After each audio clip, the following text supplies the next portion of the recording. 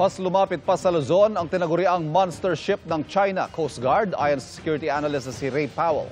Sa kanyang post sa social media na X, sinabing namataan ngayong araw ang monster ship ng China sa layong 50 nautical miles lang mula sa mainland ng Luzon. Mas malapit yan sa dalampasigan ng Pilipinas kumpara sa unang ulat ni Powell na nasa 120 nautical miles ang naturang barko noong unang araw ng taon.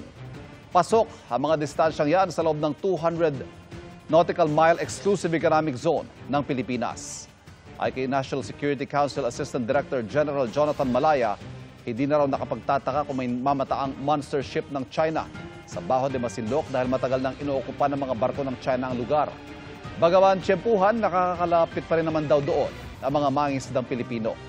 Patuloy rin anya ang paghahatid ng BFAR at ng PCG ng mga krudo at iba pang supply sa mga mangingisdang Pinoy bilang pagsuporta sa kanilang mga aktibidad sa lugar.